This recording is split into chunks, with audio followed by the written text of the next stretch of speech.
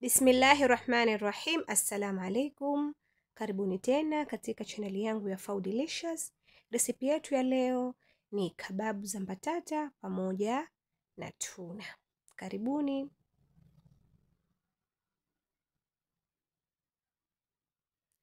Kwa kuanza utaanza kumenya mbatata zako. Hapa nina mbatata nusu kilo, nimezimenya, nimezikosha, nimezikata vipande, nimeweka maji safi na sasa naweka chumvi. Tutakwenda kuzichemsha mpaka ziive. Na baada ya kuiva mbatata zako utazimwaga maji, na baada ya kuzimwaga maji utaziweka katika bakuli lako kubwa safi kavu. Baada ya hapo utachukua kifaa chochote, kama una mchi utaziponda ponda, utazismash mpaka zilainike. Baada ya kulainika ziweke pembeni ili zipoe. Halafu unaendelea na hatua nyingine. Utachukua tuna. Huyu ndio samaki wa tuna ninayetumia, yupo kwenye kikopo, na huyu ana sunflower oil, kwa hiyo ndani ana mafuta. Hawa samaki wapo aina mbili. Kuna wengine wanatiwa mafuta ndani, kuna wengine wanatiwa maji. Kama utatumia samaki mwenye maji, maji utayachuja. Lakini kama unatumia sunflower oil, yani kama maji ana mafuta, utatumia na mafuta yake. Na mimi nimetumia vikopo vitatu. Vikopo viwili mafuta nimeyatoa kwa sababu yangekuwa mengi. Kikopo kimoja ndo nimeweka na mafuta yake katika pani yetu. Na kama tuna wako atakuwa wa maji, utamwaga maji vikopo vyote vitatu. Halafu wewe baada ya kuanza tuna, wewe utaanza kukaanga kitunguu. Kwa hiyo utaweka mafuta, halafu utaanza kukaanga kitunguu maji mwanzo. Kwa hiyo mimi kwa vile samaki wangu walikuwa na mafuta, ndio maana mwanzo nimeweka tuna pamoja na mafuta yake. Halafu hapa nimefuatia kuweka kitunguu maji, nimetumia kimoja nilichokikatakata, na hii ni thomu na tangawizi kijiko kimoja. Utachanganya vizuri, moto wako uwe wa saizi ya kati, na baada ya hapo nitafuatia kuweka carrot, lakini pia kama una pilipili boga pia utaweka pilipili boga. Nadhani tumefahamiana. Kama hujafahamu utaniuliza kwenye comment section, nitakujibu. Baada ya hapo utaweka spices zozote unazopenda. Mimi nina uzile, na black pepper, na pilipili, na mvuje wa unga. Kwa wale wasiojua uzile ni cumin powder. Wengine wanaita bizari nyembamba au bizari kama hivi. Kwa utatia spices zako, moto wako mdogo mdogo, utachanganya kama dakika 5, halafu itakuwa tayari. Kwa sababu huyu tuna anakuwa kashapikika samaki huyu. Na kama huna samaki huyu wa tuna, unaweza kutumia samaki yoyote ukamchemsha, halafu ukamnyambua, ukamtoa miiba. Baada ya hapo ukatia mafuta kwenye pan, ukaanza kukanga kitunguu. Baada ya kukanga kitunguu ukafuatia carrot, ukafuatia spicy, samaki utamtia mwisho. Baada ya hapo nimechukua ule mchanganyiko wangu wa samaki na spices na carrot na vitunguu, nikamimina kwenye mbatata zetu ambazo zilikuwa zimepoa. Utawacha kidogo hapo. Mimi hapo ilikuwa anaungua, maana ilikuwa ninaharakia video ni rekodi kabla hakujaingia kiza, video yangu ikawa inaonyesha kiza. Kwa hiyo wewe acha zipoe, usiwe na haraka. Baada ya hapo utachanganya sasa ili kuhakikisha samaki, mchanganyiko wa samaki na mbatata wote umekuwa kitu kimoja.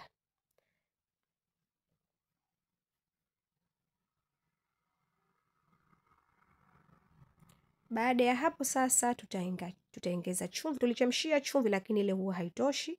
Utaongeza chumvi, utaweka ndimu. Usiweke ndimu sana, hizi hazitakiwi kukolea ndimu. Halafu utachanganya. Kama unataka kuongeza pilipili, utaongeza pilipili.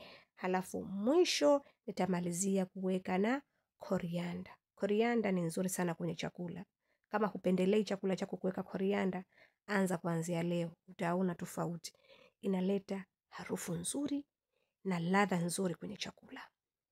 Kwa hiyo utamalizia kuweka korianda yako. Wapenzi wangu, niwakumbushe tupo katika mwezi wa seli, manake seli ya kujibiwa dua zetu. Unachoomba unajibiwa. Sawa, kwa hiyo kila unapokaa hakikisha unaomba dua. Usisubiri mpaka uwe una swali.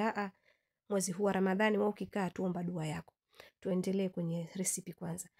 Utachukua kijiti, na utachukua donge lako lile la mchanganyiko, halafu utafanya kama hivyo. Ila mimi nilikosea kitu kimoja. Kitu nilichokosea ilikuwa naeka mchanganyiko mwingi, hali ambayo ilipelekea kijiti kuzidiwa uzito, kwa sababu mbatata nzito, vijiti hivi vyepesi, kwa hiyo kijiti kilikuwa kinazidiwa uzito. Baadaye wakati tunakuja kula, wakati tunafutari, ukinyanyua kijiti hivi ilikuwa mtihani. Kwa hiyo wewe hakikisha mchanganyiko wako uweke kidogo. Yaani hivi vikababu vifanye vyembamba. Sijui tumefahamiana. Halafu pia jengine vijiti vipunguze. Vijiti vikate. Usitumie kijiti kimoja kama hivyo. Kinakuwa kirefu sana. Wakati wa kuchoma itakupa shida, na pia wakati wa kula haitopendeza zaidi wakati wa kunyanyua pale. Kwa hiyo kwanza kijiti kikate, na halafu pia mchanganyiko punguza ukubwa. Mimi nilizifanya kubwa sana. Hapo nimevunja mayai matatu, nimetia na chumvi. Baada ya kuweka chumvi utayapiga kidogo, usipige sana mayai yako. Unayapiga kidogo tu. Halafu nitamimina kwenye sahani, kwa sababu ndio itakuwa rahisi kuchovya zile kebab zetu, kuzichovya na kuzichoma kama hivyo. Na hapa huna haja ya kutumia kijiko, tumia mkono wako tu kwa urahisi. Lakini tena kwa vile mimi na rekodi, si unajua nataka niwe cute kwenye kurekodi, ndo nimetumia kijiko. Unaona sasa hapa wakati wa kuchoma kijiti chetu kimeingia vizuri, kwa sababu nilikipunguza kijiti. Kijiti kingekuwa kirefu sana, wakati wa kuchoma ingekuwa shida. Kwa hiyo na wewe hakikisha kijiti chako unakikata kule kwenye ncha kali kule juu kule, unakikata unakipunguza. Halafu utachoma, utatia 1, 2, 2, 3, 3, 4, 4, itategemea na ukubwa wa karai lako, mpaka ukipata rangi nzuri kama hivyo. Utazitoa, na baada ya kuzitoa utaendelea kuchoma nyingine mpaka umalize. Na mimi mchanganyiko wangu ulikuwa nyingi, kama nilivyosema mbatata nusu kilo zilikuwa nyingi sana mashallah. Kwa hiyo sikufanya zote design hii. Design nyingine nilifanya katlesi za kawaida. Recipe hii, mchanganyiko huu, unaweza kufanya upishi huu ambao unaitwa potato kebab, lakini pia unaweza ukafanya katlesi. Kuna mtu aliniomba recipe ya katlesi ya tuna. Kwa hiyo ndio recipe ndo hii. Process zote ndo hizo, ila we baada ya kutia kwenye vijiti utafanya tu madonge ya kawaida, na ndo hizo hapo katlesi zetu. Kwa hiyo mchanganyiko wetu niliugawa mara 2. Japo sikurekodi kwa katlesi kwa sababu video ingekuwa refu, na wengi wetu tunajua namna ya kupika katlesi. Kwa hiyo natumaini wangu mumeenjoy. Asanteni sana. Msisahau kulike, kucomment pamoja na kushare. Lakini pia niwakumbushe, kama katika mwezi huu usisahau kuomba dua kila unapokaa. Shukran.